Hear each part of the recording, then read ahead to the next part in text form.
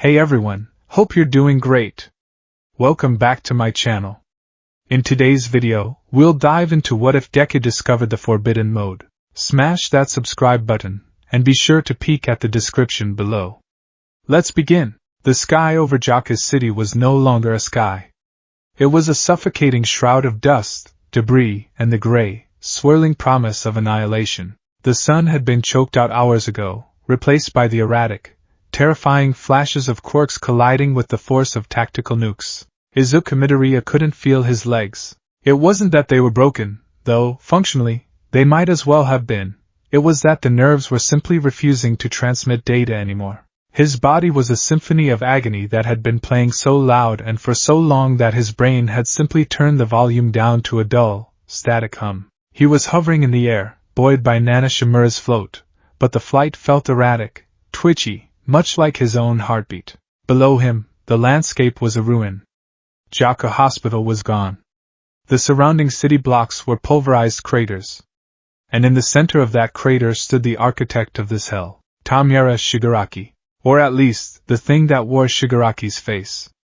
The man's white hair danced in the updraft of his own power, his shirt torn away to reveal the rivets and modifications of a science gone mad. He looked bored. That was the worst part. After Gran Torino had been kicked into the ground, after Aizawa had been maimed, after Endeavor had poured hellfire onto him until his own skin blistered, Shigaraki looked bored. Is this it? Shigaraki's voice cut through the roar of the wind, amplified not by a machine, but by sheer presence. I expected more. The doctor promised me a challenge. He promised me one for all would be a worthy meal. Izuku gritted his teeth, tasting iron and grit. Black whip tendrils spiraled out from his shoulders, bracing his broken arms. 30%. 45%. It's not enough. It's never enough. We aren't done yet. Izuku screamed, the sound tearing at his raw throat. He forced his limbs to move, float propelling him forward. Deku, wait! Endeavor's voice was a ragged bark from somewhere to his left, but Izuku couldn't wait. Waiting meant dying. Waiting meant letting Shigaraki touch the ground again, and if he touched the ground, decay would swallow everyone. Shigaraki tilted his head, his eyes glowing with a piercing, crimson malice. You're annoying. Like a fly buzzing around a corpse. The villain raised a hand. The air distorted. It wasn't a physical attack, not at first. It was a pressure, a malicious intent so heavy it felt like gravity had increased tenfold. Radio waves crackled in Izuku's earpiece, interference from the sheer energy Shigaraki was leaking. One for all, Shigaraki whispered, though the sound seemed to originate right next to Izuku's ear. Little brother, come home. The tendrils of All for One erupted from Shigaraki's back. They weren't the sleek, controlled weapons All for One himself had used in Kamino. These were jagged, frantic, massive spears of black and red energy, tipped with bone-like barbs. They surged forward faster than thought. Izuku twisted in the air, danger sense stabbing into his skull like an ice pick. Dodge. Left. Down. Roll. He moved, the green lightning of full cowl tracing arcs in the dust. He barely evaded one tendril, felt the wind of another slice his cheek. But there were too many. He was tired. He was so incredibly tired. Midoriya! The scream came from below. Katsuki Bakugo. Izuku glanced down for a fraction of a second. Bakugo was moving, launching himself upward with explosions that sounded weaker than usual. He was bleeding from a head wound. His gauntlets cracked. Don't come up here, Kaken! Izuku yelled. Stay back. Shut up. Bakugo roared, blasting himself into a trajectory that would intersect with Shigaraki. You're moving sluggishly, you damn nerd. You're gonna get yourself killed. I have to stop him. You can't stop him alone. Shigaraki laughed. It was a dry, rasping sound. Friendship. How trite. How fragile. The villain's fingers twitched. The black tendrils shifted direction. They stopped hunting Izuku and snapped toward the boy rocketing up from below. No! Izuku pivoted, black whip lashing out to grab Bakugo, to pull him to safety, but the distance was too great. Everything happened in slow motion. Izuku saw the red rivets on the black tendrils. He saw the gleam of the barbs. He saw Shigaraki's cruel smile. He saw Bakugo's eyes widen, not with fear, but with realization. The tendrils weren't aiming for Bakugo. They were feinting. As Bakugo blasted sideways to dodge, the mass of black energy whipped back with impossible velocity, aiming straight for Izuku's exposed chest. Izuku was mid-motion, his momentum carrying him forward. He couldn't dodge. Danger Sense screamed a final, mournful warning. I'm going to die, Izuku thought. I'm going to die, and one for all will be taken. But the impact didn't come. Instead, there was a blast of heat. A shockwave of an explosion used for propulsion, not attack. A body slammed into Izuku, shoving him violently to the right. The world turned into a kaleidoscope of red and black. Shunk. The sound was wet. Terrible. Final. Izuku tumbled through the air, catching himself with float, spinning around to see what had happened. Katsuki Bakugo hung suspended in the air. Four massive, riveted tendrils of darkness had pierced him. One through the shoulder. One through the thigh. One through the stomach. One through the chest. Time stopped. The noise of the battle, Endeavor's shouting, the crumbling buildings, the wind, vanished. There was only the image of his childhood friend, his tormentor, his rival, his partner. Bakugo hung there like a broken doll, blood erupting from his back where the barbs had exited.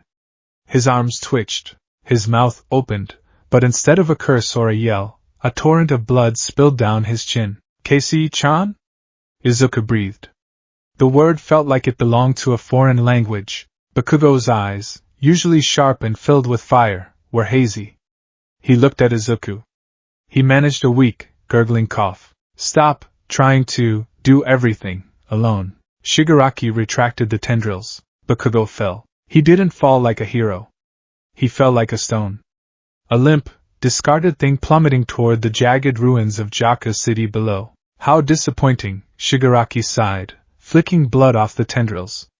I missed the vessel. Something inside Izuku Midoriya broke. It wasn't a snap. A snap implies something clean, something that can be mended with glue. This was a shattering. It was the sound of a dam collapsing under the weight of an entire ocean. It was the structural failure of a soul. Izuku didn't scream. He didn't cry out Bakugo's name. He simply ceased to be in the physical world, the vestige world. Usually, when Izuku entered the inner realm of One for All, it was like stepping into a dream.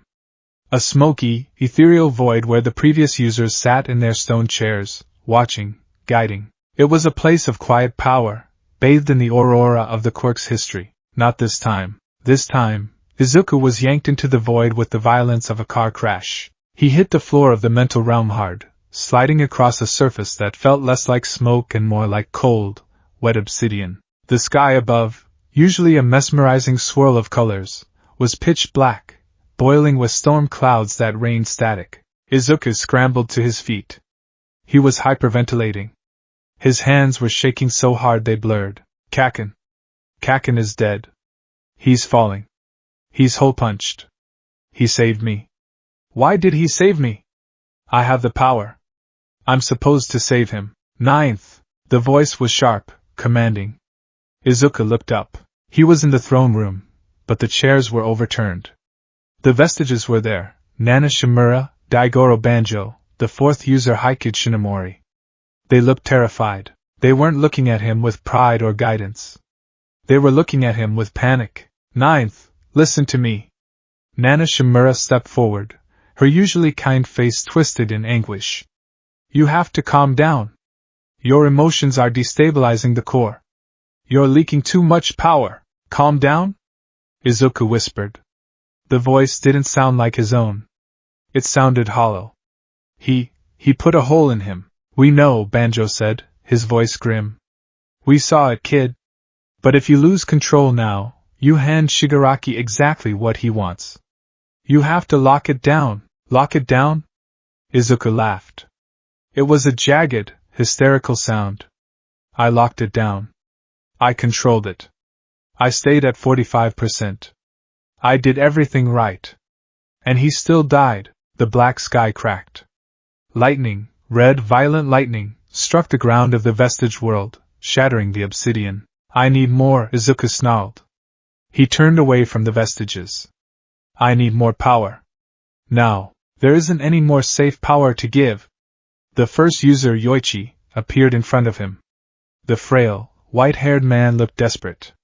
You are using everything your body can handle. Anything more will kill you. I don't care. Izuku screamed, shoving Yoichi aside. The vestige flickered like a dying hologram at the contact. I don't care if I break. I don't care if I die. I just need to kill him. I need to kill him before he touches anyone else. Izuku began to run. He didn't run toward the light of the core. He ran past the chairs. He ran past the swirling mist of the stored quirks. He ran toward the dark periphery of the realm, a place he had only sensed in nightmares. Stop him! The second user's voice rang out. Chains, black whip, erupted from the ground, wrapping around Izuku's waist and ankles. Banjo was trying to restrain him within his own mind. Let me go! Izuku roared. Green lightning exploded from his mental avatar, shattering the chains. In the vestige world, his will was absolute. His rage was a fuel source hotter than the accumulated power of 8 generations. He ran until the throne room was a speck behind him. He ran until the ground turned to ash. He ran until he stood before it, the red door. It stood in the middle of the void, freestanding, attached to no wall. It was massive, easily 3 times the height of a man. It wasn't made of wood or metal. It looked biological. It pulsed, a slow, rhythmic thrumming that resonated in Izuku's marrow. The surface was a deep, arterial crimson, veined with glowing cracks that looked like magma cooling. Chains, heavy, rusted ancient chains, were wrapped around it, welded shut. There was a sign burnt into the center of the door. It wasn't the language Izuku knew, but he understood the meaning instantly. Entropy. Do not touch that. Yoichi had caught up. He stood between Izuku and the red door, his arms spread wide. The other vestiges were appearing behind him, forming a wall. Young Midoriya, please, All Might's vestige, a flickering, yellow flame-like figure, spoke. Even here, Tashinori Yagi sounded weak. That door, it was sealed for a reason. It is the waste product, the volatility. Move, Izuku said. He was vibrating. The rage was cold now. It wasn't a fire. It was a glacier sliding into the ocean. You don't understand what this is, Nana pleaded, tears in her eyes. One for all stockpiles power, yes. But power creates friction. It creates heat. It creates instability. That door holds the chaotic overflow. The energy that couldn't be refined into strength. It is pure destruction, Izuku. It is the heat death of the soul. Shigaraki is stronger than us, Izuku said flatly. He has all for one. He has the regeneration. He has the decay. We are losing. Kaken is falling. Izuku stepped forward. The ground cracked under his foot. I don't need to survive this fight, Izuku said, looking at the red door with a hunger that frightened the ghosts of the past. I am the 9th holder. Maybe I'm the last. If I burn out, I take him with me. It won't just kill you, the second user warned, stepping up to Yoichi's side. He looked grim, military. The entropy state. It bypasses the body's limiters by consuming the life force directly. It converts your future into present energy. It erodes the mind. You won't just die, boy. You will become a monster. You will lose the ability to distinguish friend from foe, I said. Izuku looked at his hands. In the real world, they were scarred and broken. Here, they glowed with a terrifying potential. Move! Izuku thrust his hand forward. A shockwave of pure will slammed into the vestiges, scattering them like leaves in a hurricane. Nana screamed as she was flung back into the darkness. Yoichi tried to hold his ground, but the sheer pressure of Izuku's desperation blew him away. Izuku stood alone before the red door. The thumping from the other side grew louder. Thump thump. Thump thump. It sounded like a heart. It sounded like a war drum. Let me out, the door seemed to whisper. Let me out, and nothing will ever hurt you again. Let me out, and we will turn the world to dust before they can touch him. Give it to me, Izuku whispered. He reached out. His fingers brushed the warm, pulsing surface of the door. The chains rattled. They hissed, steam rising where his skin touched the metal. I offer it all, Izuku said to the door. My arms. my legs, my heart, my dream. Take it. Take being the #1 hero. Take my life. He grabbed the chains. Just give me the power to kill him, he pulled. In the real world, muscles tear. In the vestige world, concepts tear. Izuku tore the concept of safety in half. He tore the concept of self-preservation into shreds. With a sound like a breaking spine, the chains snapped. The red door didn't swing open. It exploded outward. A tide of crimson liquid, light, energy, hatred, power, erupted from the breach. It washed over Izuku, swallowing him whole. It didn't feel like the warm embrace of one for all. It felt like being dipped in acid. It felt like burning alive. It hurt. It hurt more than breaking his bones. It hurt more than the rivets in Bakugo's chest. But within the pain, there was something else. Silence. The doubt was gone. The fear was gone. The hesitation was gone. There was only the objective. Destroy target. Jaka's city ruins the real world. Bakugo hit the ground. He didn't land gracefully. He bounced, a chaotic tumble of limbs and blood, coming to a rest in a pile of rubble. He stared up at the sky, his vision tunneling. The pain was distant now. He felt cold. Damn nerd, he thought, his internal voice sluggish. Did I save him? Above him, the battle had paused. It was a strange, terrified lull. Shigaraki was floating, looking down at his hands, frowning. Why? Endeavor, clutching his bleeding side, looked up at where Deku was hovering. Midoriya? The boy was motionless in the air. His head hung low, chin against his chest. The green lightning that usually danced around him had vanished. He looked like a puppet whose strings had been cut. Is he dead? Shigaraki mused, sounding genuinely curious. Did the shock kill him? I didn't even hit him. Then, the sound began. It started as a low hum, vibrating the debris on the ground. Pebbles began to dance. The dust in the air stopped swirling and froze, suspended by static. Thump, a heartbeat. But it wasn't internal. It was external. A shockwave of sound that hit every hero and villain in a 2-mile radius in the chest. Thump, Shigaraki flinched. He brought a hand to his chest. What is that? Izuku's head snapped up. Endeavor gasped. Izuku's eyes were gone. In their place were 2 voids of glowing, blinding white light.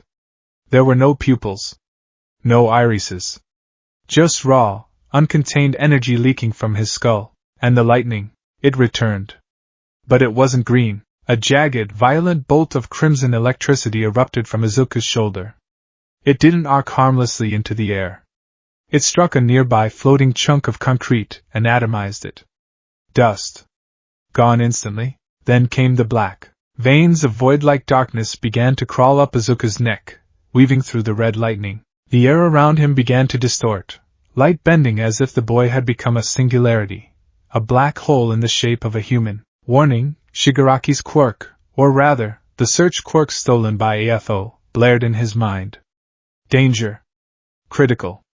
Run. Run? Shigaraki laughed nervously. From a dying boy? Izuku opened his mouth. He didn't speak. A noise emitted from him that sounded like a distorted radio frequency mixed with a predatory growl. It was the sound of static. The sound of entropy. The air pressure in Jaka's city dropped instantly. Ears popped. Glass in windows 3 miles away shattered. Shigaraki. The name wasn't spoken.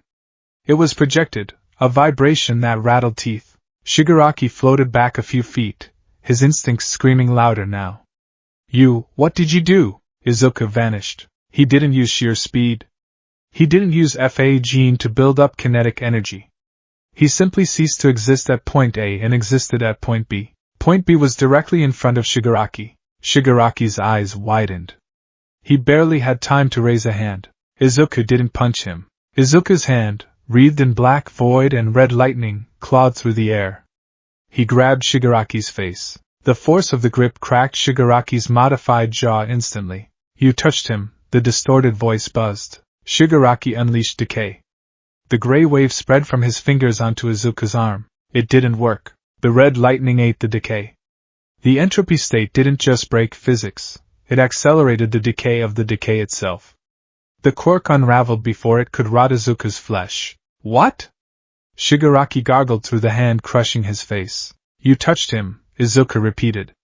The white voids of his eyes flared. Izuku accelerated downward. He didn't throw Shigaraki. He flew with him. They hit the ground with the force of a meteor. The impact didn't just make a crater. It shifted the tectonic plate. A shockwave of dust and earth exploded outward in a ring, flattening the ruins of the city for another block. Endeavor was knocked off his feet. Todoroki, who had just arrived on an ice slide, was blown backward by the wind shear. In the center of the dust cloud, there was a crater deep enough to hit the water table. Shigaraki lay in the center, his body broken, his regeneration quirk working overtime, steam hissing from his wounds. He coughed up black blood, his eyes wide with genuine terror. Sensei. Shigaraki wheezed, appealing to the voice in his head. What is this power? This isn't all might. Run, Tamura, the voice of All for One sounded panicked within his mind. That is the corruption. That is the chaotic variable. We cannot steal that. It will eat us. Shigaraki tried to move, to scramble away. A boot stepped onto his chest. Izuku stood over him. His hero costume was shredding, unable to withstand the energy pouring off him. The rabbit ears of his cowl were gone, disintegrated. His hair wasn't just floating, it was white, bleached of color by the sheer intensity of the life force being burned. The red lightning crackled violently, lashing out and turning rocks into magma. Izuku raised a fist. It wasn't a smash. A smash was a hero's move. A smash was controlled. A smash was named after a state or a city to inspire hope. The energy gathered around Izuku's fist was a swirling vortex of black and red. Gravity warped around it. The light of the sun seemed to be sucked into it. Die, Izuku said. There was no emotion in the word. No anger. Just the cold calculation of a machine programmed to eliminate an error. He brought the fist down. Midoriya! Screams echoed from the perimeter. Todoroki, Ida, Endeavor. But they were too slow. The fist connected. The shockwave. The world turned white. Not metaphorically.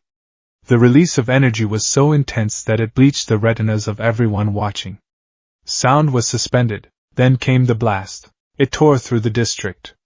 Buildings that were still standing were vaporized. The ground rippled like water. 10 miles away, in the evacuation shelters, the ground shook. Back at the crater, the dust slowly began to clear. The devastation was absolute. The crater was now a canyon. In the center, smoke billowed. Izuku Midoriya stood alone. His arm was smoking, the skin charred purple and black. He was panting, ragged, wet sounds. The spot where Shigaraki had been was empty. There was a tunnel bored into the earth, angling away, a desperate, last-second escape tunnel dug by a panicked villain fleeing for his life. Shigaraki had escaped, but he had left behind his left arm, torn off at the shoulder, disintegrating into ash on the ground. Izuku stared at the severed limb. He took a step forward, intending to hunt, to follow the tunnel, to finish the job. His body rebelled. The red lightning sputtered and died. The black veins receded, leaving behind bruise-like trails on his skin. The white glow faded from his eyes, revealing dull, emerald irises that rolled back into his head. The entropy state demanded its toll. Izuku vomited blood, mixed with something that looked like glowing bile. He swayed. Kaken! He whispered, the demonic distortion gone, replaced by the whimpering of a broken child. Izuku fell forward, face first into the dirt. Silence returned to the battlefield. But it wasn't the silence of peace. It was the silence of fear. The heroes gathered at the edge of the crater looked down at the boy who had saved them.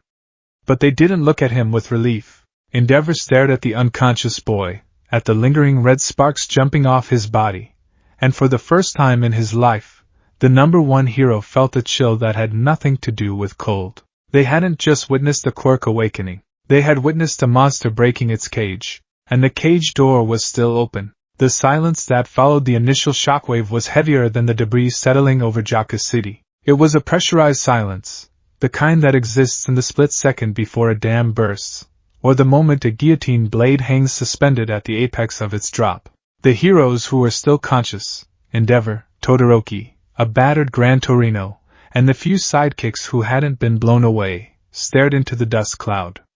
They were waiting for a sign of victory. They were waiting for the familiar, reassuring silhouette of a hero. What they got was a nightmare. The dust swirled not from the wind, but from a gravitational pull emanating from the center of the crater. Slowly, the silhouette defined itself. It was Izuku Midoriya, but it was a version of the boy that looked as if he had been dragged through the deepest circle of hell and sent back with a weapon in his hand. His skin had darkened, flushed with a violet, bruised hue from blood rushing to the surface at fatal pressures. His clothes were tattered rags, fluttering in an updraft of energy that wasn't there. But the most terrifying change was the light. The comforting emerald green of full cowl, the light that signified hope and growth, was gone. In its place was a chaotic, jagged aura of crimson and obsidian. It looked like a bleed in reality, a glitch in the world's rendering. Arcs of black electricity, thick as suspension cables, whipped around him, striking the ground and leaving vitrified glass in their wake. Midoriya? Shoto Todoroki whispered. He was clutching his side, his eyes side frosted over, his fire side trembling. He had seen his friend angry before. He had seen him determined. He had never seen him hollow. Izuku didn't answer. He didn't seem to hear. His head twitched to the side, a mechanical, bird-like movement. His eyes, now void of pupils and glowing with blinding white luminance, scanned the wreckage. They weren't looking for survivors. They were locking onto a heat signature. A few hundred meters away, pulling himself out of the rubble of a collapsed store, was Tamura Shigaraki. The villain groaned, his regeneration quirk hissing as it knitted bone and flesh back together. Smoke poured from his body. He leapt up, annoyed, ready to make a sarcastic comment about the persistence of heroes. You! Shigaraki started, wiping blood from his chin. You actually hurt me. I'm impressed, little brother. But you're breaking yourself. Look at you. You're boiling alive. Izuku turned. The movement caused a sonic boom. There was no build-up. No crouching to spring. One moment, Izuku was standing in the center of the crater. The next, the space where he had stood exploded outward, cracking the bedrock. He didn't run. He arrived. Izuku materialized directly in front of Shigaraki. The air displaced by his movement hit the villain a fraction of a second later, a wall of wind that flattened the ruins behind them. Shigaraki's eyes widened. His reflexes, enhanced by All for One and the doctor's surgery, were faster than any human's. He saw the punch coming. He raised his arms to block, activating a shockwave quirk to deflect the impact. It didn't matter. Izuku's fist, wreathed in that sickening red-black energy, smashed through the shockwave as if it were smoke. It connected with Shigaraki's forearms. Crack. The sound was nauseating. Both of Shigaraki's ulnas and radii shattered instantly. The force didn't stop there. It traveled through his arms, into his shoulders, and slammed into his chest cavity. Shigaraki was launched. He didn't fly. He became a projectile. He smashed through one building, then another, then a third. He plowed a trench through the city district, finally coming to a halt buried in the side of a concrete bridge support. Calculated, a voice buzzed. It came from Izuku, but it wasn't him. It was layered, distorted, as if three people were speaking at once through a broken speaker. Target durability, high. Force output, insufficient. Adjusting. Izuku took a step. The ground under his boot pulverized into fine powder. Midoriya! Stop! Endeavor roared, igniting his flames to launch himself toward the boy. We have him on the run. We need to contain him, not. Izuku didn't look back. A tendril of black whip, but not the smooth, rope-like whip they knew, erupted from his back. This tendril was jagged, spiked, and moved with the erratic spasms of a seizure. It lashed out backward, striking the ground in front of Endeavor. The impact shattered the pavement, and sent a shockwave that knocked the number one hero out of the sky. Endeavor hit the ground hard, rolling, his flames sputtering out. Stay back. The voice was Izuku's, but it was strangled, as if he were drowning and trying to scream through water. It was a plea. Then, the white eyes flared, and the plea was gone. The entity took over again. Izuku crouched low. The red lightning intensified, screaming like a banshee. The asphalt around him began to melt, bubbling into tar from the sheer radiant heat coming off his body. The vestige world. Inside the mindscape, it was a hurricane. The usually serene throne room was gone. The walls were tearing apart. The sky was a swirling vortex of red clouds. He's burning through the stockpile. The second user, Kudo, shouted over the roar of the wind. He was bracing himself against a pillar of stone that was rapidly crumbling. He's not regulating the output, he's forcing gearshift to run constantly. The third's FA gene is stuck in a loop. The fifth user, Banjo, yelled, holding onto the remains of his chair. He's not building up kinetic energy. He's ripping it out of his own cells. He's cannibalizing his own life force to fuel the motion. In the center of the storm stood the red door. It was wide open. From within the door, a torrent of crimson sludge poured out, flooding the floor of the vestige world. It was the accumulated rage, the fear, the desperation, and the entropy of 8 generations of heroes who had died fighting an unwinnable war. It was the forbidden mode. Izuku! Stop! Nana Shimura screamed, wading through the crimson tide toward the consciousness of the boy. But Izuku wasn't there. Or rather, he was, but he wasn't at the wheel. Izuku's avatar was trapped within the red sludge, frozen, his eyes wide and unseeing. He was locked in a memory loop, Kaken falling.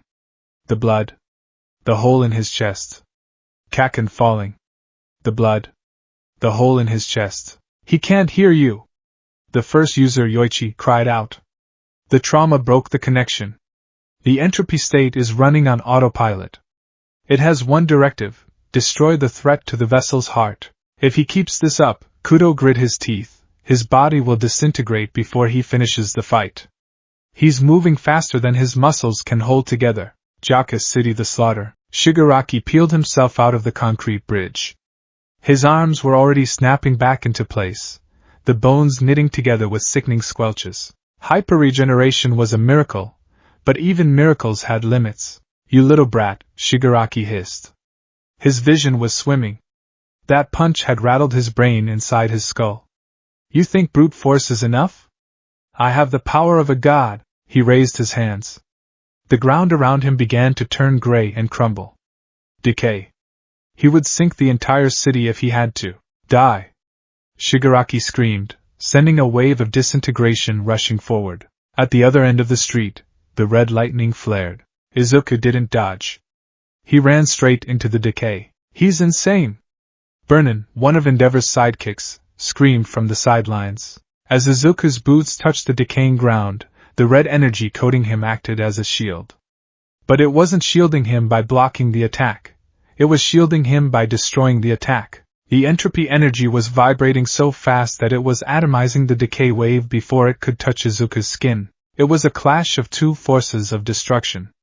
One that rotted, and one that obliterated. Izuku tore through the gray wave like a bullet through paper. He closed the distance in a blink. Shigaraki panicked. For the first time since his awakening, genuine, primal fear spiked in his chest. He threw a punch, his hand enlarged with a strength enhancer quirk. Izuku caught the fist. He didn't block it.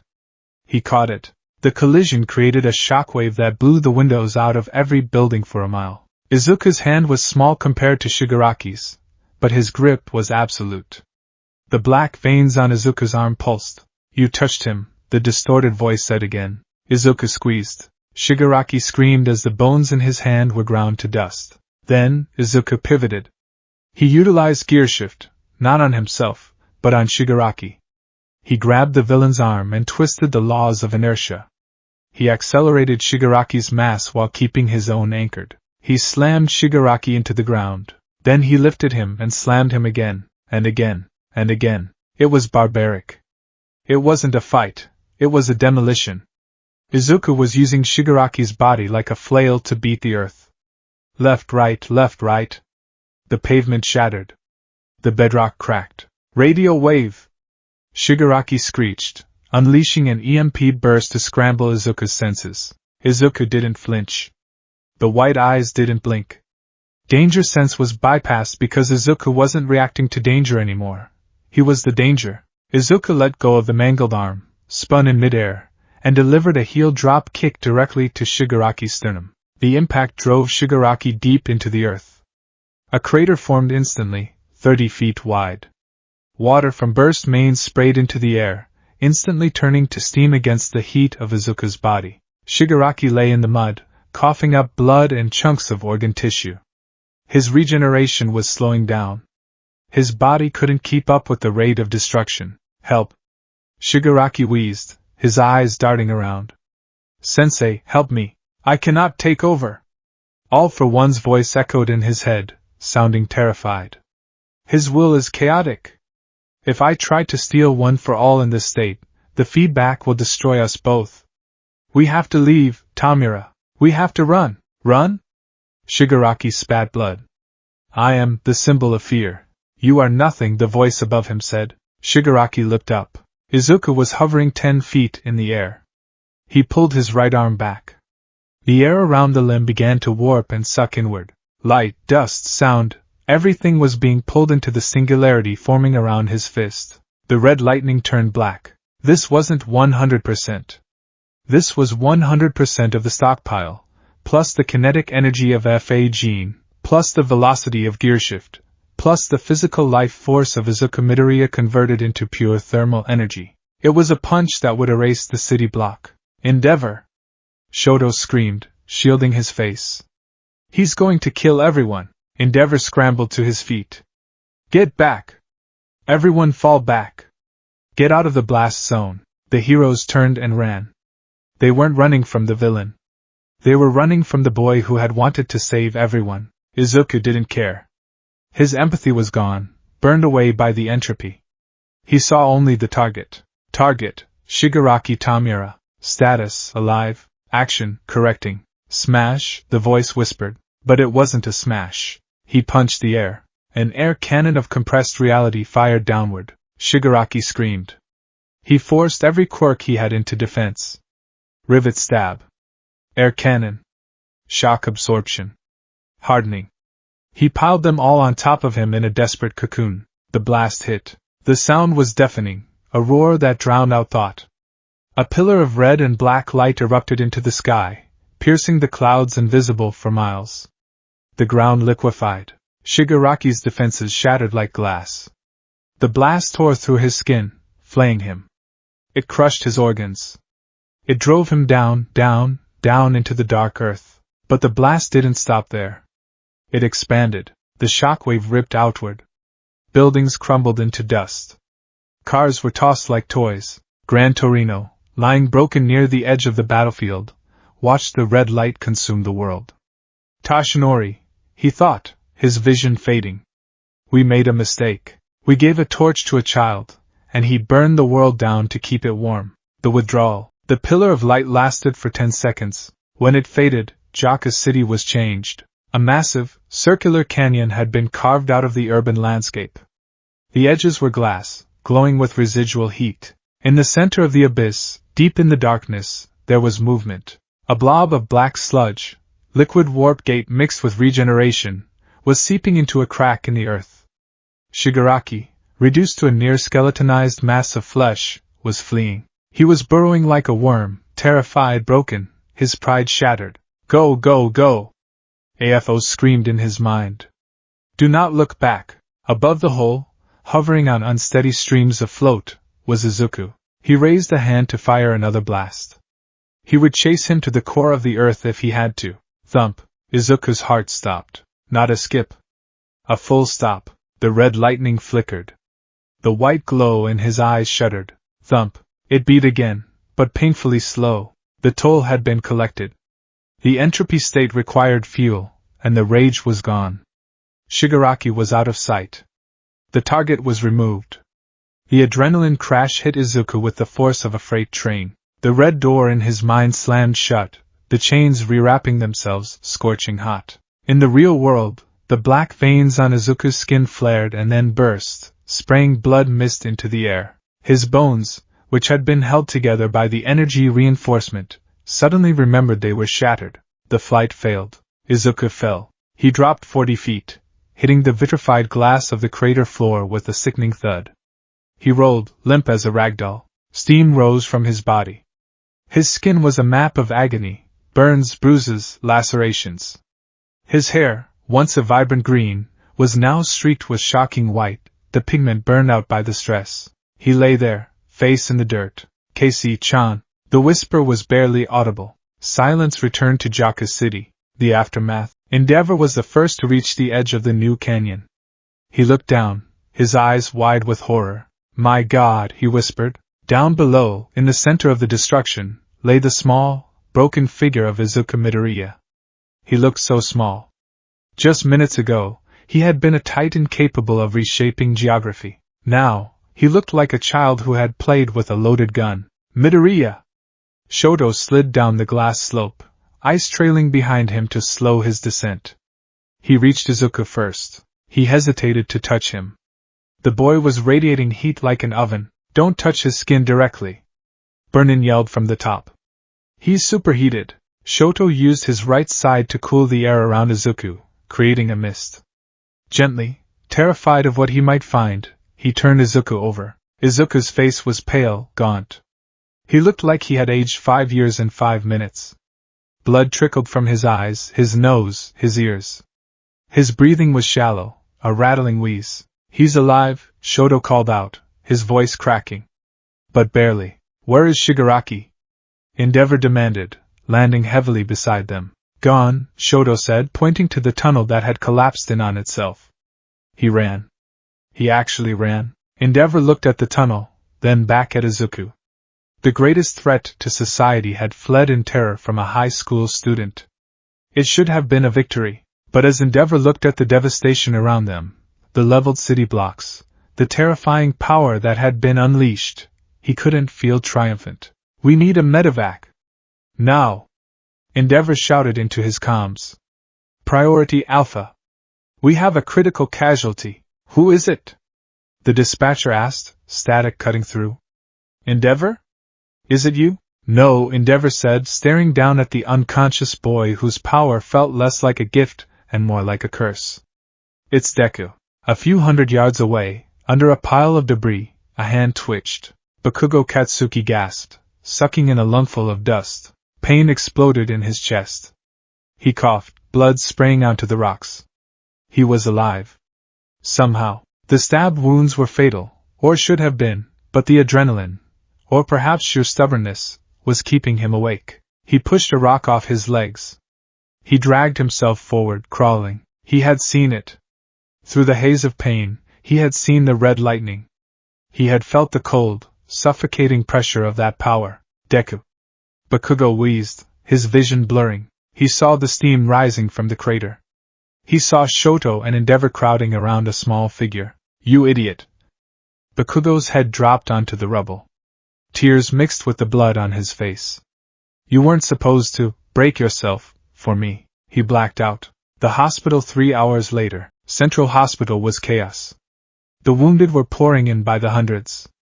Heroes, civilians, villains. But one operating theater was sealed off.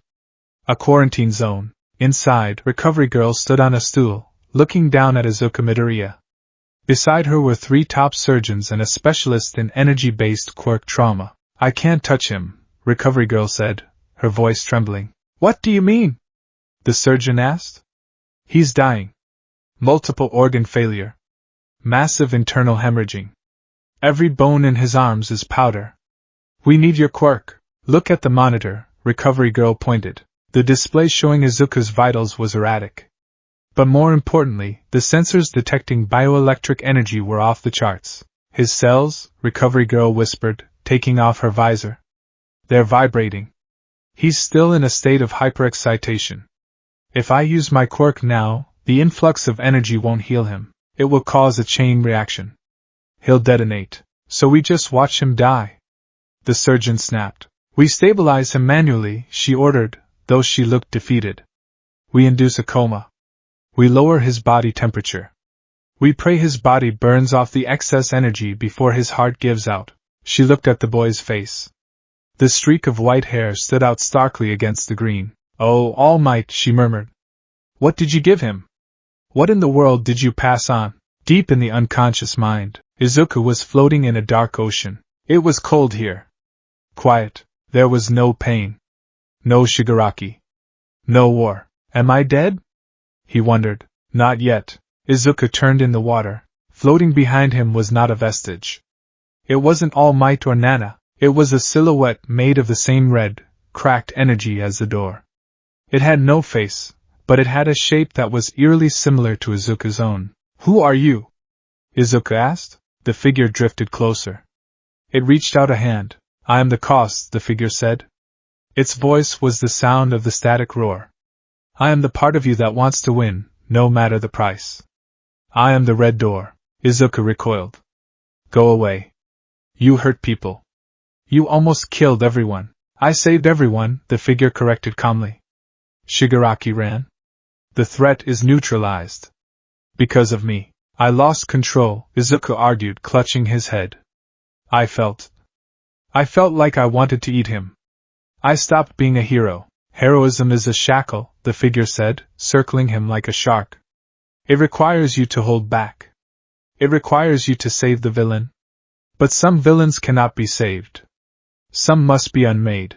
The figure leaned in close. "You tasted it, didn't you? The absolute power. The freedom from fear. You liked it." "No!" Izuku shouted. "You did," the figure insisted. "And you will need me again. Shigaraki is still alive. All for One is still hungry. When they come back, and they will come back, your little punches won't be enough. You will come back to the door. You will knock." The figure began to fade, dissolving into red mist. "I'll be waiting, Ninth." Izuku screamed into the void, but no sound came out. The darkness swallowed him, pulling him deeper into the coma, further away from the light. And on the surface of his unconscious mind, the Red Door stood. It was closed now. But the chains were gone, and the lock was broken. The sound of Central Hospital was usually a rhythmic, sterile hum, the beeping of monitors, the squeak of rubber soles on linoleum, the hushed whispers of prognosis. But in the intensive care unit, Ward 4, the sound was different. It was a high-pitched, electrical whine, like a mosquito buzzing against a high-voltage wire. It was coming from the boy in the bed. Dr. Akiyama, the head of quirk-related trauma, adjusted his lead-lined glasses and looked at the holographic display hovering over the patient. The data was a mess of red spikes and error messages. "The cellular vibration hasn't dampened," Akiyama said, his voice tight. "It's been 48 hours. His mitochondria are still firing as if he's in the middle of a sprint. He's burning calories faster than we can pump nutrient paste into him." Standing next to him, looking smaller and older than he ever had before, was Tashinori Yagi. The former symbol of peace gripped the railing of the observation window, his knuckles white. Is he in pain?" Tashinori asked. The question felt pathetic the moment it left his mouth. "We don't know," Recovery Girl answered from her seat near the monitors. She looked exhausted. Her syringe cane lay on the desk, unused. "I can't kiss him, Tashinori. If I activate my quirk, the added metabolic acceleration would likely cause total organ collapse. He's a live wire. Pouring water on an electrical fire." Inside the glass room, Izuku Midoriya lay suspended in a zero-gravity medical field. Straps held his limbs in place, though they twitched sporadically with spasms that weren't muscular, but magnetic. He looked wrong. That was the only word Tashinori could find. The boy's skin was a mottled canvas of deep purple bruising and pale, waxen shock. The veins in his neck and arms were visible, darkened to a charcoal black, tracing the pathways where the power had overflowed. But it was the hair that made Tashinori's stomach turn. Izuku's unruly green curls, once so full of life, were now marred by a stark, jagged streak of bone white running from his right temple to the back of his skull. It wasn't gray from stress, it was bleached. The pigment had been incinerated from the inside out. "He's aged," Akiyama noted, tapping the screen. "Telomere analysis suggests his cells underwent approximately 5 years of division in the span of 10 minutes. He traded a portion of his lifespan for that energy output." Tashinori closed his eyes. "Young Midoriya, what did you do? I told you to master the power, not to let it eat you." "The readings are stabilizing, but slowly," Recovery Girl said, rubbing her eyes. "The noise, that static interference we're picking up, is fading. But his brain activity, that's what worries me." "What about it?" Tashinori asked, opening his eyes. "It's too low," Akiyama said. "He's in a deep coma, yes, but usually we see REM spikes, dreaming, subconscious processing. With Midoriya, it's dark. It's like his consciousness has been pulled somewhere else entirely." The vestige world. Izuku was not dreaming. Dreaming implies a sequence of events, a narrative constructed by the brain to process reality. This was an interrogation. He stood in the center of the vestige realm, but it was not the throne room he was used to. The golden light was gone. The swirling, colorful aurora of the quirks was gone. The world was gray. The floor was ash, thick, ankle-deep ash that swirled around his feet. The sky was a heavy, oppressive slab of slate, pressing down on him. It felt like standing inside a mausoleum. In front of him sat the vestiges. But their chairs were enormous now, towering over him like the seats of judgment in a divine court. You broke the seal. The voice belonged to the second user, Kudo. He sat on the far left, his face obscured by shadow, his arms crossed. He didn't sound angry. He sounded resigned. I had to, Izuku said. His voice in this realm was small, lacking the distortion that had possessed him in the real world. Shigaraki was going to kill everyone. He killed Kaken. Bakugo Katsuki is alive, the fourth user, Haikud Shinomori, stated. His voice was gentle but firm. Severely wounded. But alive. The prompt medical evacuation you allowed by clearing the area saved him. Izuku's knees buckled. He's alive? Kaken is alive? The relief was so intense it physically hurt, like blood rushing back into a frozen limb. But that does not absolve you, the second user cut in, sharp as a knife. I saved them, Izuku argued, looking up at the giants. I stopped Shigaraki. He ran away. Isn't that what One for All is for? To save people? To defeat evil? There is a difference between defeating an enemy and erasing them, Nana Shimura spoke. Izuku turned to her. He expected comfort from Nana. She was the grandmother figure, the emotional anchor. But as he looked at her vestige, he felt a chill. Nana was crying. But she wasn't looking at him with pity. She was looking at him with fear. Izuku, she said softly. Do you know what the entropy state is? It's the power beyond 100%, Izuku guessed. It's the overflow. No, the first user, Yoichi, stood up from his chair. He walked down the invisible steps until he stood before Izuku. He looked frail, his white hair moving in a wind that Izuku couldn't feel. One for All is a power of accumulation. We cultivate strength. We pass it on. It is a power of connection. It binds people together. Yoichi pointed to the dark horizon behind Izuku. Entropy is the opposite. It is the power of separation. It is the breakdown of order. When you forced the door open, you didn't just access more energy. You reversed the polarity of the quirk. Reversed? Izuku whispered. Instead of giving, you took, Yoichi explained. You took from the environment. You took from the air. You took from your own future. You became a black hole, Izuku. That state doesn't just break bones. It breaks causality. It breaks the laws that hold reality together. I didn't have a choice. Izuku shouted, the ash swirling around him. He was too strong. If I hadn't used it, we would all be dead.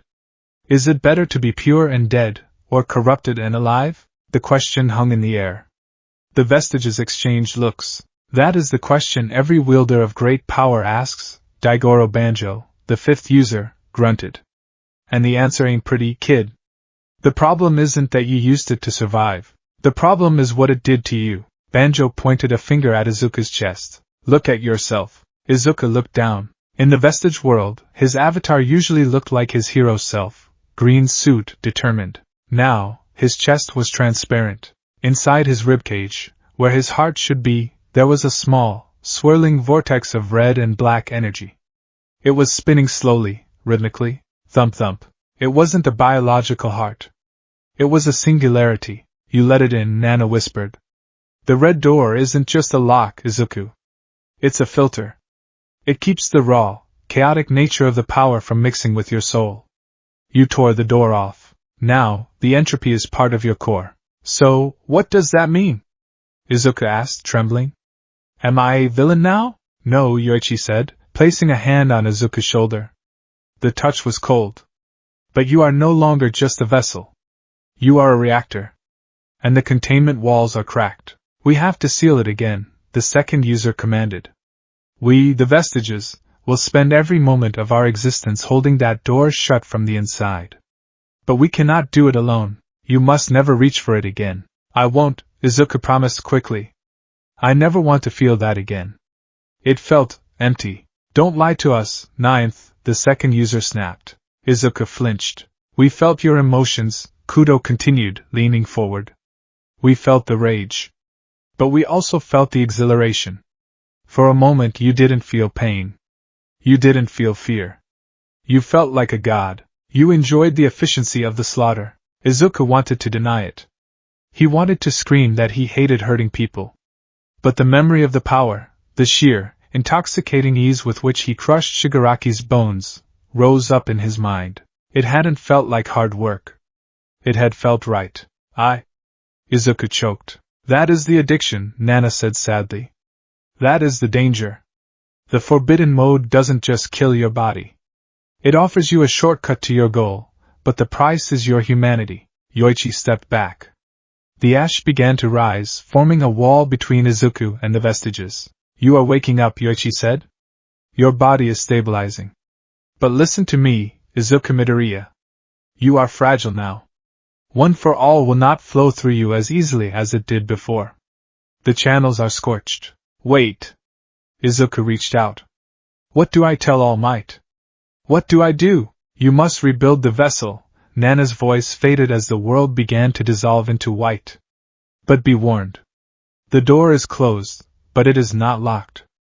And the thing on the other side knows your name now. The awakening. Waking up was not like rising from sleep. It was like being reconstructed, atom by atom, from a pile of heavy wet sand.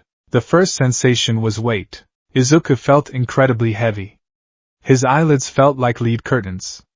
His arms felt like they were encased in concrete. The second sensation was thirst. A dry, scraping desert in his throat. He forced his eyes open. The light was blinding. He groaned, a raspy, broken sound that triggered a coughing fit. The coughing tore at his chest, feeling like broken glass moving inside his lungs. He's awake! Get Dr. Akiyama! Vital signs spiking. Heart rate 120. Midoriya? Can you hear me? The voices were too loud. They echoed, reverberating in his skull. Izuku squeezed his eyes shut, bringing his hands up to cover his ears. Clang! His hands hit the metal railing of the bed. They didn't feel like his hands. They felt numb, distant. Turn off the noise. He rasped. Dim the lights. Lower the monitor volume. It was Recovery Girl's voice. Sharp, authoritative. The room darkened. The beeping softened. Izuku took a shuddering breath. He slowly opened his eyes again. Recovery Girl was standing on a chair next to his head, peering into his eyes with a penlight. Her face was etched with worry, deep lines that hadn't been there before. Chio. Izuku whispered, using her first name without thinking. His brain felt scrambled. I'm here, Sonny, she said softly. Don't try to move. You've been in a coma for 4 days. 4 days? You're in Central Hospital. A deeper voice came from the corner. Izuku turned his head. The movement made him dizzy. All Might sat in a plastic chair in the corner of the room. He wasn't in his muscle form. He couldn't maintain that anymore anyway, but he looked even more skeletal than usual. His suit was rumpled. He had bags under his eyes dark enough to be bruises. All Might, Izuku breathed. He tried to sit up. No! Both Recovery Girl and All Might shouted. All Might rushed to the bedside, his hands hovering over Izuku, afraid to touch him. Young Midoriya, please. Your body it is extremely fragile right now. Izuku looked at his arms. They were wrapped in thick, gel-filled bandages. Through the translucent gel, he could see the skin. It was a terrifying shade of gray-purple, and he felt empty. Usually, One for All hummed in the back of his mind. A warm, comforting buzz of energy, like a pilot light always ready to ignite. Now, it was silent. He reached for the power instinctively. Just a little. Just to check if it was there. Pain. A sharp, searing jolt of white-hot agony shot up his spine. It wasn't the power flowing. It was the nerves rejecting the signal. Izuku gasped, arching his back. Don't! All Might yelled. Don't try to activate it. Your quirk pathways are cauterized, Izuku. You need to let them heal. Izuku collapsed back onto the pillows, panting. Tears pricked his eyes. Is it gone? He asked, his voice trembling. No, All Might said, pulling the chair closer and sitting down heavily. He took Izuku's hand, carefully avoiding the burns, and held it. It is not gone. But you pushed it too far. You nearly burned out the core. There was a silence. The air in the room was thick with unasked questions. Kaken? Izuku asked. All Might let out a long sigh, his shoulders slumping. Young Bakugo is in the East Wing. He underwent 3 surgeries. The rivet stab pierced his lung, liver, and missed his spine by 2 millimeters. Izuku stopped breathing, but All Might squeezed his hand gently. He woke up yesterday. He is shouting at the nurses. He is demanding to see you. He is going to be okay. Izuku let out a sob. The tears finally spilled over, hot and stinging. I saw him die. I saw the whole. He saved you, All Might said quietly. And then you saved everyone. All Might looked at Izuku. His blue eyes were intense, searching. Izuku, he said, his tone changing. It was the tone of a teacher, a mentor. We need to talk about what happened. The reports, the footage. All Might hesitated. The energy you released. It wasn't one for all. Not as I know it. It wasn't green. It was red. It felt malevolent. Gran Torino said it felt like the end of the world. Izuku's heart hammered against his ribs. Thump thump. He remembered the vestiges. We cannot seal it alone. The thing on the other side knows your name. If he told All Might the truth, that he had unlocked a suicidal mode that fed on his soul, a mode that made him want to kill, All Might would stop him. All Might would make him retire. He would say it's too dangerous. He would take the burden onto himself, somehow, even though he was powerless. And AFO was still out there. Shigaraki was still out there. Izuku looked at his mentor. He looked at the fear in the man's eyes. I don't know, Izuku lied. It was the first time he had ever truly lied to Tashinori Yagi. Izuku swallowed the lump in his throat. I just wanted to save Kaken. I pushed. I stopped caring about the percentage. I think I just forced 100% out, even though my body wasn't ready. And because I was angry, maybe the quirk reacted to my emotions. Like Black Whip did? All Might stared at him. He studied Izuku's face. Izuku kept his expression open, confused, scared. It wasn't entirely a lie. He was scared. Emotions. All Might murmured. Yes. One for All is sensitive to the heart. If your heart was filled with rage.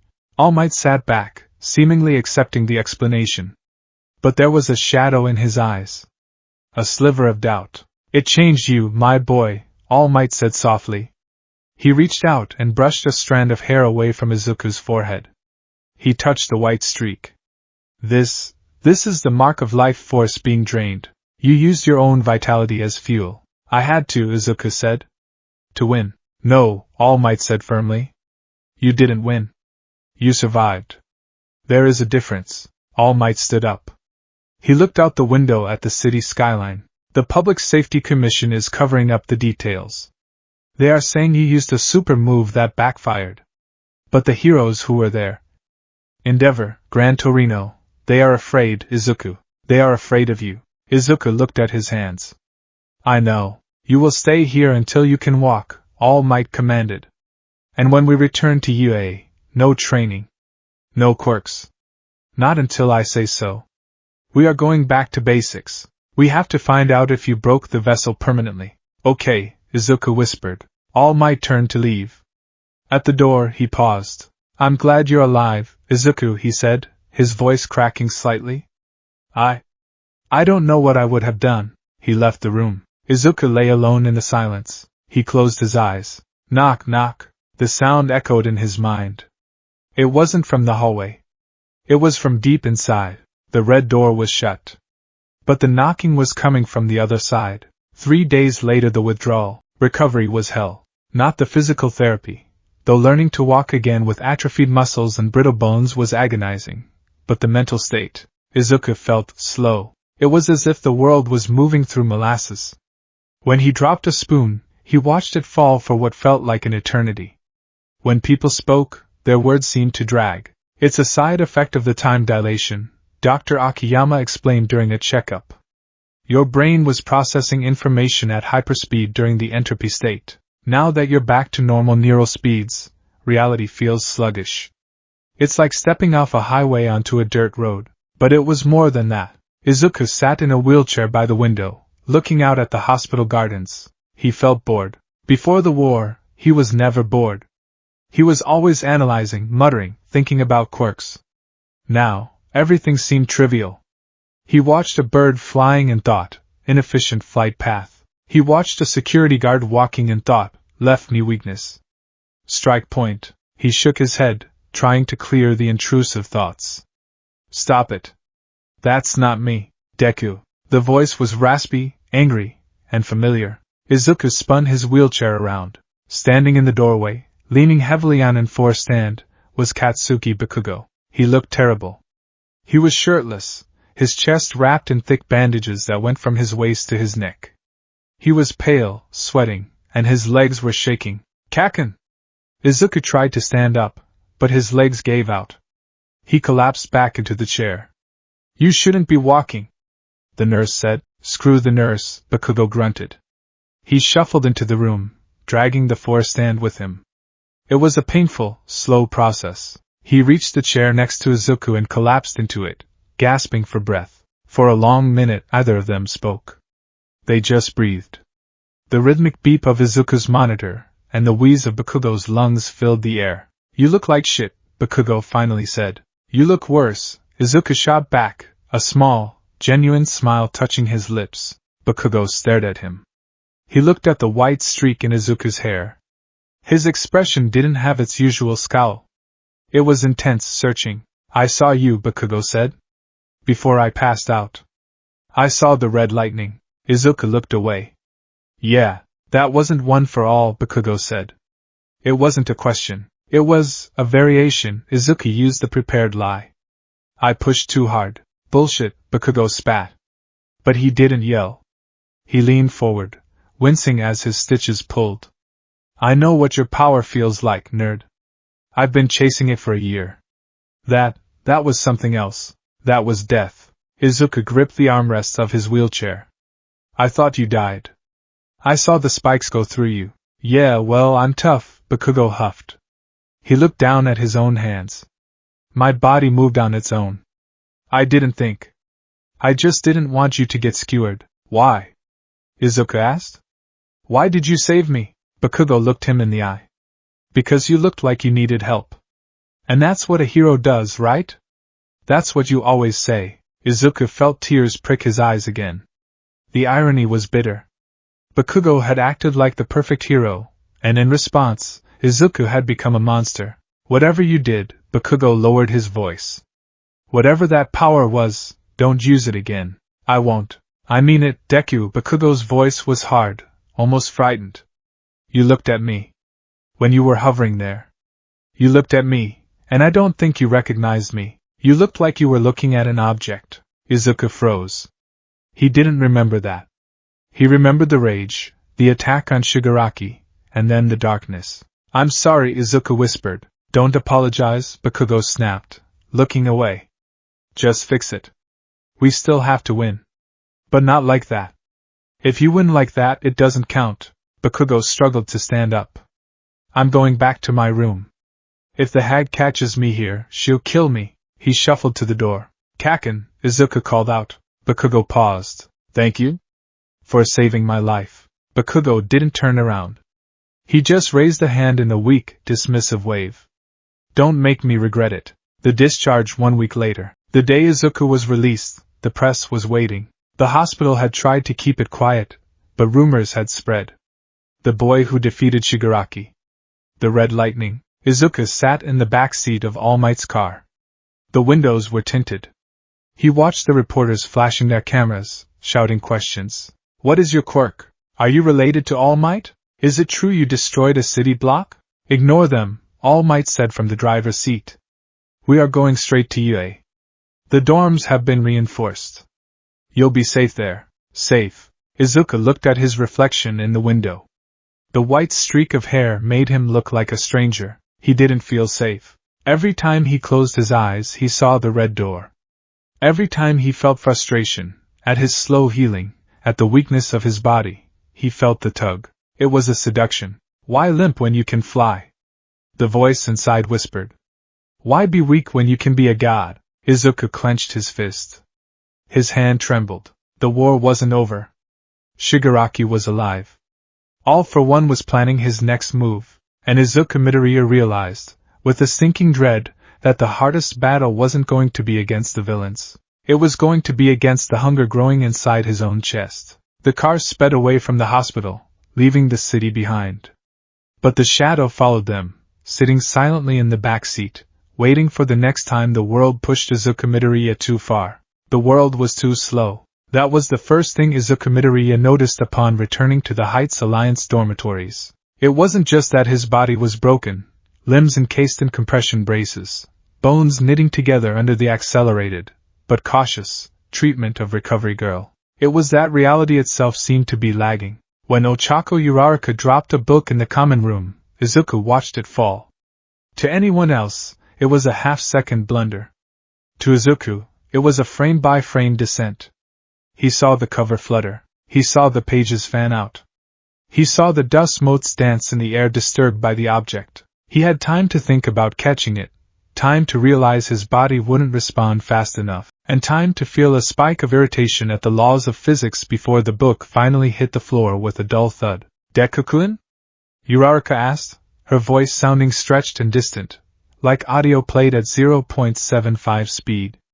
Are you okay? You zoned out. Izuku blinked. The world snapped back to its normal, agonizingly sluggish pace. I'm fine, he said. His voice felt foreign in his throat, scratchy, deeper than before. He rubbed the side of his head where the white streak of hair now lived, a permanent scar of the energy he had burned. Just tired. You should sit down, Ida said, chopping his hand through the air. The motion looked theatrical and clumsy to Izuku's altered perception. Doctor's orders. You are strictly forbidden from overexertion. Izuku sat on the sofa. The cushions felt too soft. He felt like he was sinking into quicksand. He looked at his hands. They were scarred, yes, the old scars from his vigilante training, the new burns from the war. But under the skin, he felt a phantom vibration. A hollow ache. It was the ache of an addict. For 10 minutes in Jaku City, he had held the power of a star in his chest. He had moved faster than thought. He had bent gravity. He had felt infinite. Now, sitting in the dorms with the smell of Sato's baking cake in the air and the sound of the TV droning in the background, he felt trapped in a cage of flesh and bone. He felt weak, and the red door in the back of his mind, though welded shut by the vestiges, was radiating heat. Open me, it whispered. Everything is so boring out here. Open me and we can fly. The whisper campaign. The atmosphere at UA had changed. It was no longer a school. It was a fortress under siege. The barrier system was on high alert. Refugees were being housed in the lower sectors. The upbeat, competitive spirit of the sports festival era was dead and buried under the rubble of the Paranormal Liberation War. But within Class 1A, there was a specific, focused tension. Izuku felt eyes on him constantly. It wasn't the admiration he used to get after a cool save. It wasn't the friendly rivalry. It was something colder. Later that evening, Izuku went to the kitchen to get water. He stopped outside the door when he heard voices. I'm telling you, it wasn't normal. Minetta's voice was a hushed, frantic whisper. I saw the footage from the news chopper before they cut the feed. The sky turned black, dude. And the lightning, it was red. It looked like blood. It was just a quirk awakening, Kaminari said, though he sounded unconvinced. Like when Giton leveled that city block. Power levels are going up everywhere. No, Mineta insisted. I've seen Midoriya get strong. I've seen him break his bones. But this? He tore Shigaraki's arm off. He didn't just beat him. He looked like he was trying to erase him. Did you see his eyes? They were glowing white. No pupils. Just blank. Drop it, Mineta, Kirishima's voice cut in, firm but shaky. Midoriya saved us. If he hadn't done that, Shigaraki would have decayed the whole region. We'd be dust. I know he saved us. Mineta squeaked. I'm not saying he's a villain. I'm just saying, it was scary. It felt like standing next to a bomb that had already started ticking. Izuku gripped the doorframe. His knuckles turned white. A bomb. Is that what they saw? He stepped into the kitchen.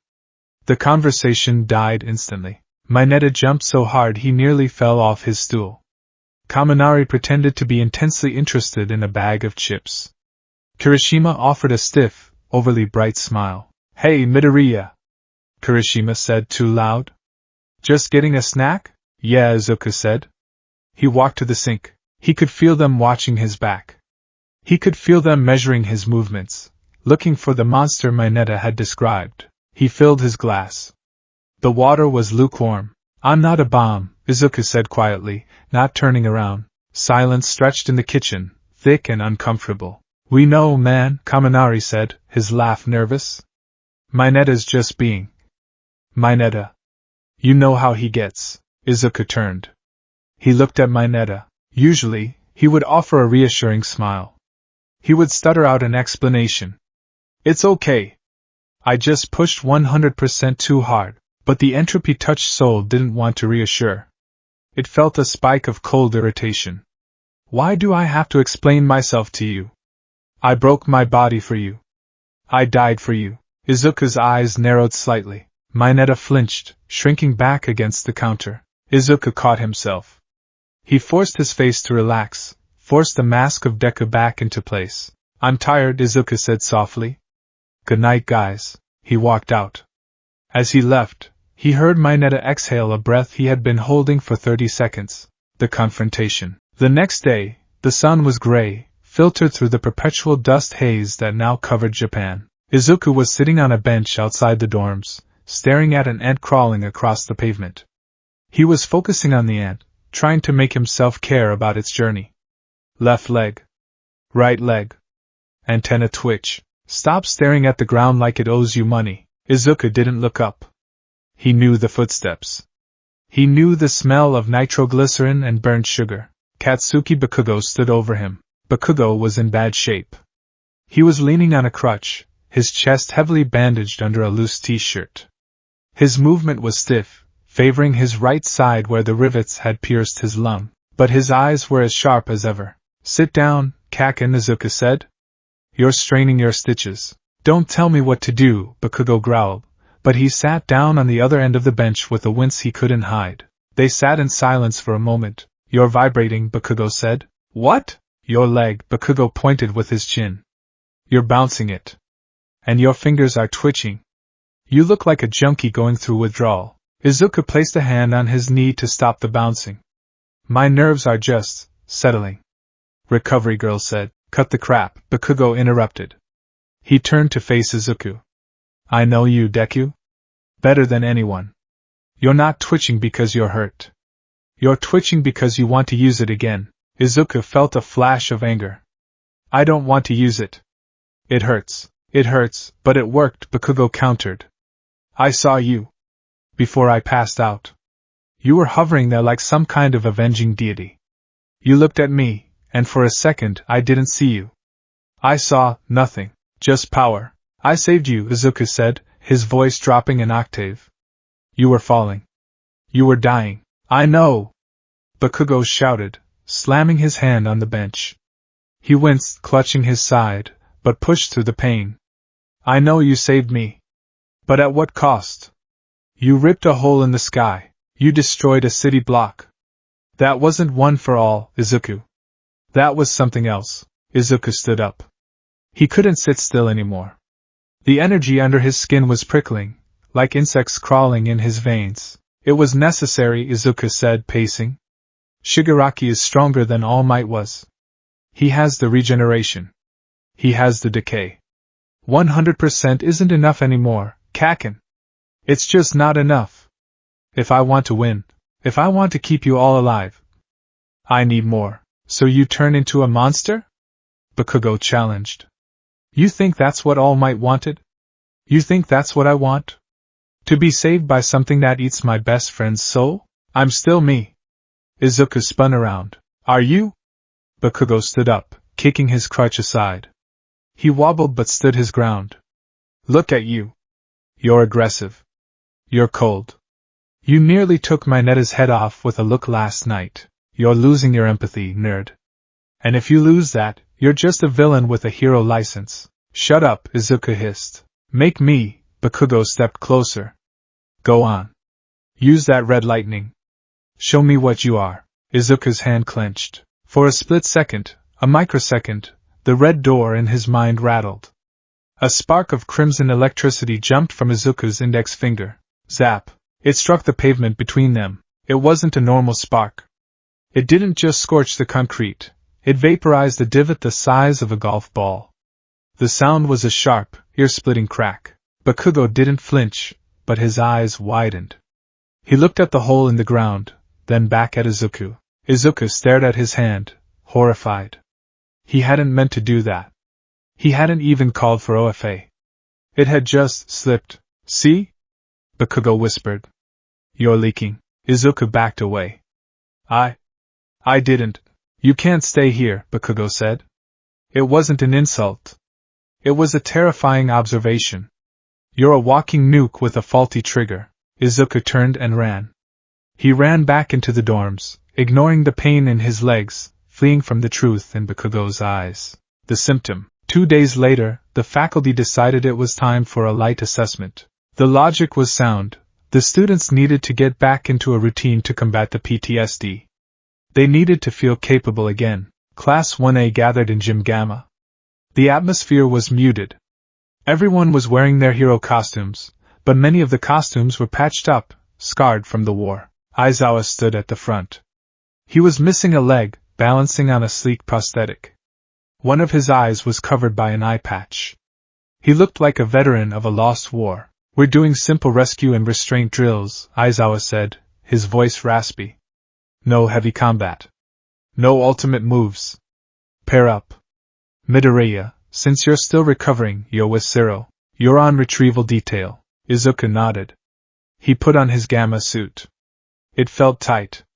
The air support gloves felt heavy. Hey, Midoriya, Zero said, smiling nervously. Take it easy, okay?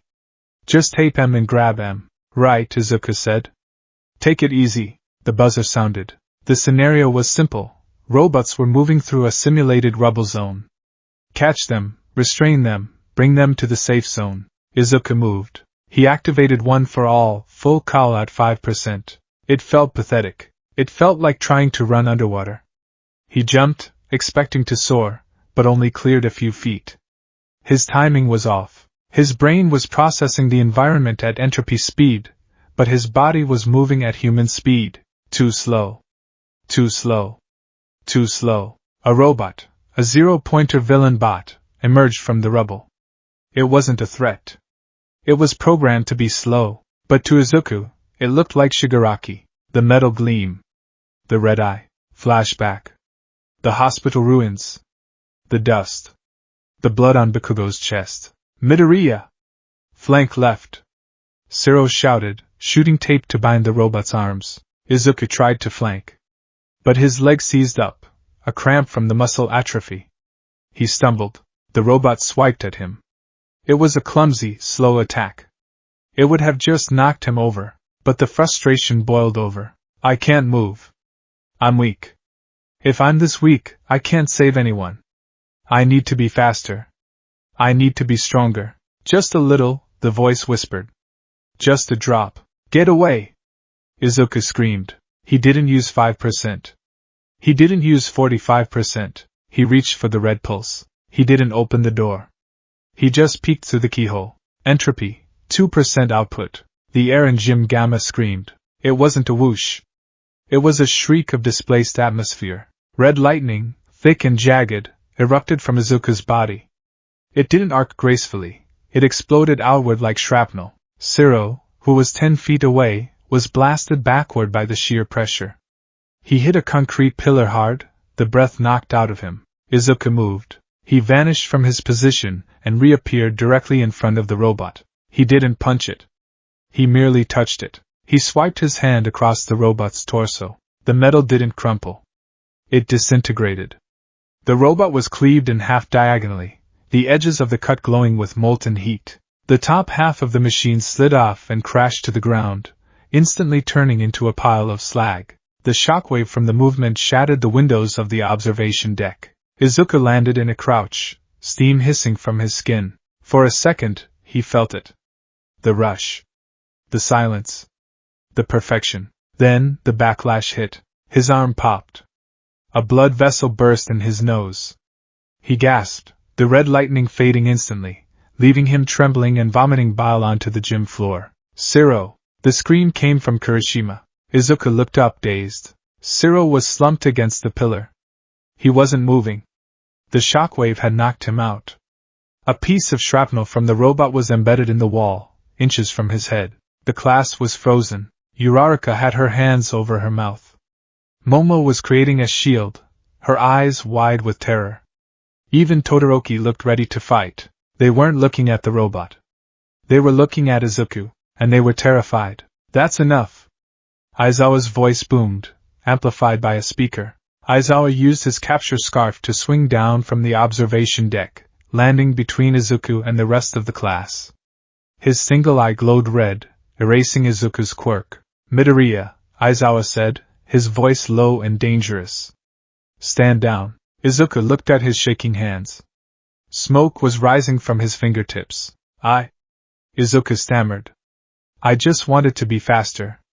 I didn't mean to. Look at Zero, Aizawa commanded. Izuku looked. Ajiri and Kirishima were helping Zero sit up. Zero looked dizzy, bleeding from a cut on his forehead. You nearly killed him, Aizawa said. That wasn't a rescue. That was an execution. Izuku scrambled backward, away from his friends.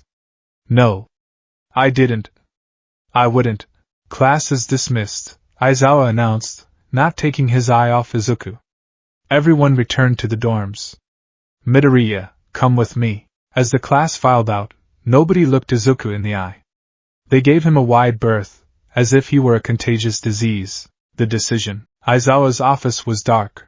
All Might was there, standing by the window. Aizawa sat at his desk. Izuku sat on a wooden stool in the center of the room. We can't train you, Aizawa said bluntly. Not like this. I can control it, Izuku lied. I just slipped. I'm still recovering. Stop lying, Aizawa slammed a file on the desk. That energy, the sensors went off the charts. It's not just one for all. It's distinct. It's volatile. It degrades matter around you. All Might turned around. He looked heartbroken. Izuku, he said softly. The vestiges, did they tell you what that form is? Izuku looked down. They call it the entropy state. Entropy, Aizawa repeated. Chaos. Disorder. The breakdown of systems. It consumes me, Izuku admitted, the words tumbling out now. It eats my life force. But it makes me strong enough to fight him. Shigaraki ran away. He was scared of it. And now your classmates are scared of it too, Aizawa said. You are a hero student, Midoriya. But right now, you are the biggest threat to the safety of this school. If you lose control in the dorms, if you have a nightmare and activate that power, I could kill them, Izuku finished. Silence filled the room. And there's another problem, All Might said grimly. My sources, the police scanner, they are picking up movements. Shigaraki, or All for One, is searching. He is hunting for you. He can track me, Izuku realized. Because of the connection. If you stay here, Aizawa said, you bring the war to UA's doorstep. We can defend the students from villains. We cannot defend them from you and All for One simultaneously. Izuku stood up. He felt a strange sense of calm. The indecision was gone. The withdrawal symptoms, the twitching, the frustration, faded into a cold resolve. I understand, Izuku said. We aren't expelling you, All Might said quickly, stepping forward. We are going to set up a secure facility. Gran Torino and I will. No, Izuku interrupted. If I'm with you, you'll get hurt. Gran Torino barely survived the last time. You can't fight anymore, All Might.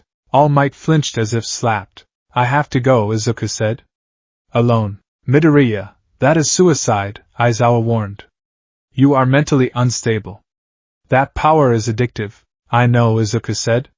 He looked at his hands. That's why I have to leave. If I lose control out there, I only hurt villains. If I lose control here, I lose everything. We can't let you leave. Aizawa activated his quirk. I'm sorry, Sensei, Izuku whispered. Green lightning, pure, standard one for all, flickered. Izuku didn't attack. He simply used the speed. He opened the window and was gone before Aizawa could blink. Midoriya! The departure. It was raining. A cold, gray drizzle that matched the ash on the ground. Izuku stood on the roof of the Heights Alliance dorms. It was 3 a.m. He had left the letters. One for his mom. One for each classmate. A special one for Kaken and Ochako. He wore a tattered version of his costume. He had stolen a cape from the supply closet, Gran Torino's old yellow cape. He pulled the hood of his cowl up. He looked down at the courtyard. He could see the window of Bakugo's room. The light was off. I'm sorry, Kaken, he thought. You were right. I am a monster. And monsters don't get to sleep in beds. Monsters belong in the dark. He felt the red door in his mind. It was humming, pleased. Yes, the voice whispered. Cut the ties. Let them go. The fewer things you have to protect, the less you have to hold back. Izuku reached into his pocket and pulled out his phone. He looked at the Class 1A group chat. The last message was a meme from Kaminari, sent 2 days ago. Before the incident, he dropped the phone on the roof. He crushed it under his iron boot. No more Midoriya, Izuku, he whispered to the rain. He pulled the yellow mask over his mouth. The metal plate clinked against his jaw. Thunder rumbled overhead. It sounded like applause. Izuku crouched on the edge of the roof. Green sparks danced around him, but deep within the core, a red vein pulsed. He leaped. He didn't look back at Yue High. He looked toward the city lights, toward the smoke rising from the districts where the villains ruled. The hunt was on. And this time, the hero wasn't the prey. He was the predator.